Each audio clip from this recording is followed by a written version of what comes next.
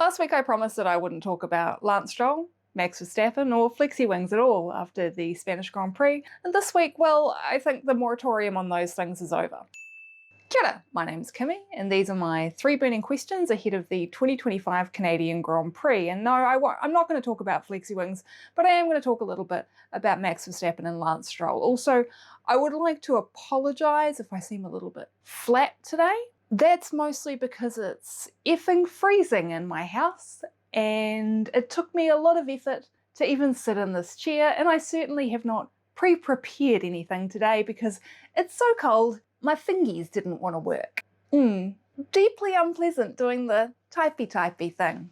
Didn't like it, didn't bother. So I guess my question number 1 is, are we going to see Lance Stroll this weekend? Now, from what I gather, it seems like it's going to be a yes. And based on how things went in Bahrain in 2023, the fact that he pushed really hard to get back in the car before he probably should have, which realistically is probably what has actually led to this secondary injury, even if some reports have suggested that it potentially might have been something else, I think does show Lance's commitment to Formula One. And I think those that say that he's not committed and doesn't care actually aren't taking any notice of Lance's actual actions and what he has done to make sure that he's in that car. And you know, who knows, maybe the gossip that was going around a week ago was true, but then also maybe swearing and damaging stuff involves being frustrated that he got knocked out of qualifying and kicked something and then said, "This sucks." You know, like, there are levels. I don't think Lance did himself any favours when he had his meltdown in Brazil. And I think that the fact that there's already a very negative opinion of him in the Formula One fandom has just kind of exacerbated this problem, which is really unfortunate because I think that Lance gets treated unfairly in many ways, and that's something that I would like to talk about more, but hey, I know that that's just opening myself up to a can of worms full of hate, which is not something I'm super keen to welcome down there in the comments. But yeah, I think it will be interesting to see whether or not Lance races. It will be interesting to see whether or not he shows that he has any discomfort if he does race. And the fact that both their main reserve drivers are supposed to be competing in Le Mans, I'm sure that there'll be a lot of people who'll be taking note of their particular travel plans over the next couple of days. But based on what Lance has done in the past to get back into the cockpit, I expect that we will be seeing him this weekend, even if it's potentially against medical advice. The guy doesn't really say a lot, and that includes sticking up for himself, unfortunately, and I think sometimes he does need to stick up for himself. But then at the same time, when you do that, you open yourself up for even more kind of online vitriol. And the fact that the FIA has kind of like done the bare minimum recently and put out this statement against online abuse, particularly in the wake of what Jack Doohan was going through with the Colapinto fans, etc., etc. And nobody's kind of pointing out that the person who probably gets the most online abuse out of everyone is Lance Stroll, because they feel like he deserves it in some way, I think is really telling of what a lot of people are like overall in the F1 community, which is really unfortunate. And I'm not talking about you guys who watch me. At the end of the day, like, I'm pretty open about like how I feel about certain things. I think that any kind of negativity around people in a way that isn't just kind of objective and takes into account certain nuances is just really shitty. I mean, you guys can probably tell based on most of my takes on things that I'm certainly not a conservative type person, I suppose you would say. And I like to think the best of people. And the reality is I actually really quite like Lance. And part of the reason why I like Lance is his closed offness and the fact that he has learnt that he has to protect himself. Very obviously has learnt that he has to protect himself by just not saying anything, because anything he does say kind of tends to get twisted. Yeah, so will we see Lance Stroll this weekend? I sure hope so. Although if there's any hint of Felipe Drugovich or Stoffel Van Dorn even being anywhere close to Canada, then that's pretty much writing on the wall there, because there's no way that they would just drop Le Mans unless it was guaranteed weekend in the car, right? So kind of along with Lance, the question also is like, how is Max going to get on with his penalty point situation? We all know he's only got one more penalty point before he receives a race ban. And the reason why it kind of ties in with the question about Lance is because they both have this kind of reserve driver like issue, right? So Aston Martin has 2 reserve drivers who aren't technically available for this weekend should Lance not be able to race, but potentially they might have Valtteri Bottas, who they can yoink out of Mercedes if they're willing to let him go, seeing as they are a Mercedes-powered team still. But then also Valtteri has a 5-place grid penalty, as some of you may remember from the end of last year, that he still has to serve at his next Grand Prix. So Red Bull is actually in a situation where they have nada reserve drivers at all. So if something were to happen, they can't just pivot and stick somebody in the car like they have been able to previously, because of course Liam Lawson was their reserve driver and Daniel Ricciardo basically told them to stick it up their ass after Singapore last year, and there was never any mention of him even considering sticking around to be a reserve. So Red Bull's only option is to get this approval from the FIA that they're currently seeking for Arvid Lindblad to get a special dispensation for a super license, because he doesn't turn 18 until August. Now there is precedent for this. If you remember last year, they did change the rules to allow for 17-year-olds to have super licenses because Mercedes basically was pushing for it for Kimi Antonelli. And we all kind of thought that maybe Sargent would be out and Antonelli would be in kind of mid-season. That never came to fruition, but Mercedes did still succeed in getting him a super license before he turned 18. So it would be unreasonable for the FIA not to do the same for Arvid Lindblad, considering Arvid Lindblad does have the required 40 super license points, and Lindblad certainly hasn't been performing any worse than Kimi was last year. If anything, he's been performing significantly better, considering he's won both a feature and a sprint race, and the average finishing position, if I remember correctly, is probably about similar, considering that Kimi was a little bit more consistent perhaps, but Arvid's had some better races and has had much better top-end results. So Red Bull's kind of got themselves in a pickle, and if Max does somehow get that one last point, I imagine he'll be being very careful. However, we kind of know that the stewards don't necessarily go easy on Max. Some people say that they do. I don't necessarily think that they do. I think it very much depends on who's in the stewarding room on whatever day, and this is always going to be that constant argument for should we have professional stewards? Of course we freaking should. Like every other sport has professional referees. Why doesn't Formula One, that has the most money out of pretty much every sport in the entire world? So Max basically has to be on his very, very best behaviour for the next 2 races, and even after that, because he's only got a couple of points dropping off once the Austria weekend's over, right? Red Bull needs to have a reserve ready. And this is just kind of a testament of the fact that their driver academy has just not been consistently kind of maintained over the last few years. They've got into a situation where the 2 kind of reasonably promising drivers that they had are now in the car, and they haven't had anyone who's old enough or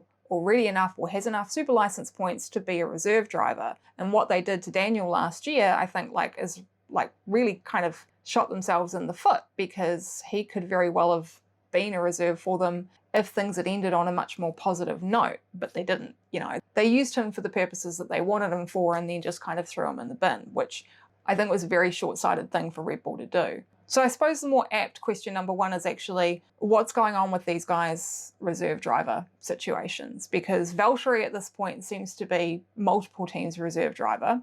What happens if 2 drivers from 2 different teams fall sick on one weekend and technically they're covered by the same reserve driver?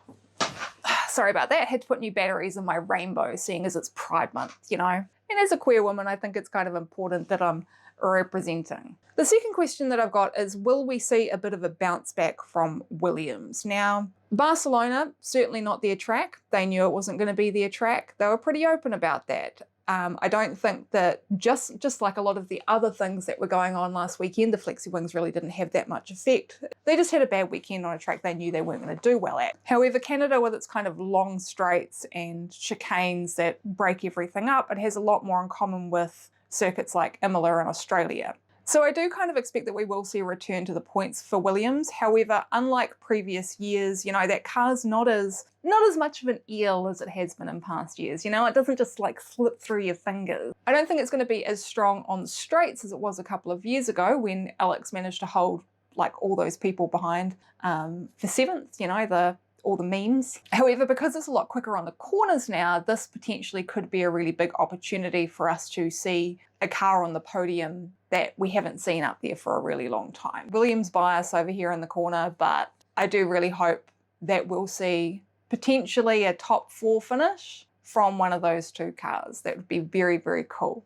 Question number 2 is, will we see Williams return to the top 10 and potentially higher? Good Lord, I hope so. Please. My 3rd question is, are the organisers going to sort out all of the that went on last year? Last year was a bit of a mess for spectators, let's be honest. We had cops in the train stations and people at the gates saying that free practice had been cancelled on Friday when it very clearly hadn't been. We had people like with their GA tickets getting really, really great spots on the straight, only for people to come along and start shielding it off with black fabric. Overall, from what I've heard and from people that I know that have been to the Canadian Grand Prix, it's a really difficult one to get to because it's just a constant bottleneck. There's not enough room for people to get in and out, and even though the floating bridge was generally only used for people who were employed by Formula One or were drivers or team personnel, there is no floating bridge this year, so they're not even using that to get more people through. It's one big thing about Australia is that to get from one side of the lake to the other,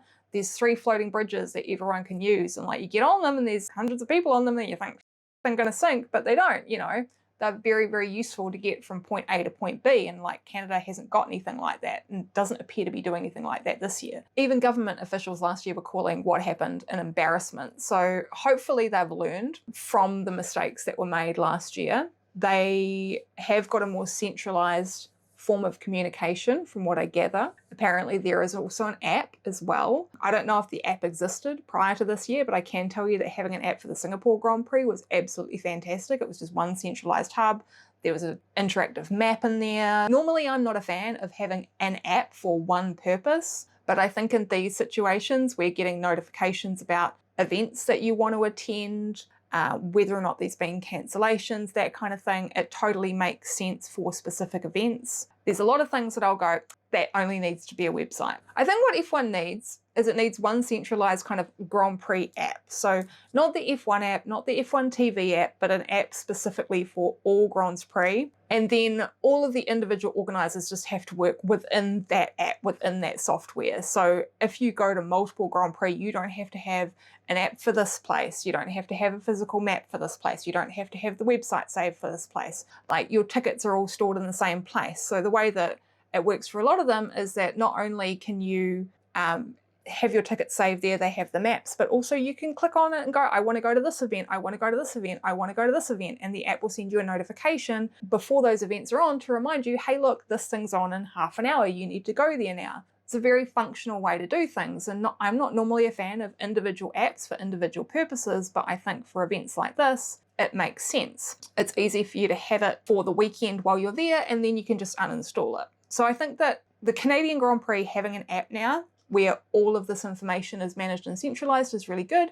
However, I think that if Formula One itself were to have one centralised app for all Grand Prix that all individual organisers then had to actually work within, that would make a lot more sense because it would be standardised across every race weekend. Because every race weekend is different, they're all organised by different organisers, governments, officials, and it can get kind of messy and kind of confusing. And if you knew what to expect and if everything that you got and all the information that you received was all in one place and it was the same for every single Grand Prix that you're attending, I know that it's not very common for people to go to multiple ones every year, but some do. It would just make people more comfortable, I think, in their experience. And one of the things that we as humans tend to like is consistency in our experiences. You go to a hotel and you go to another hotel in the same chain, you expect that experience to be consistent. I think in a way, a Formula One Grand Prix is kind of the same, except it's just not consistent at all. It's very, very are different. So yeah, will the Canadian Grand Prix resolve its problems? Will there be toilets that get regularly cleaned? Will people get turned away if it suddenly starts raining or hailing because apparently the on-track sessions are cancelled when they're not? Will people actually physically be able to get in on time? Will people sit in a specific spot for hours only for that to be blocked off by some fabric 20 minutes before the start time of a session? I guess we'll find out. But I think that they have to have learnt from last time because the feedback online was not good. So that's my free burning questions for the 2025 Canadian Grand Prix. A little bit more scattered than usual. I apologise. But you know, as I said, it's really, really cold. So if you would like to support me to be able to heat my house a little bit more efficiently, then you can do that in a few ways. First thing you can do is click the subscribe button. I'm really hoping to get to 1,000 subscribers before this channel turns 2 on the 21st of August. A lot of you will already know that. And if I get to 1,000 subscribers, then I've got one more thing that I have to do before I can maybe start making some cash money off some advertising. You know what I mean? The other thing that you can do to support me, if you would like to support me directly, is you can subscribe to my Patreon. Now, at the moment, I don't really offer a lot. You get your name in the credits. So thank you to my few patrons that I do have.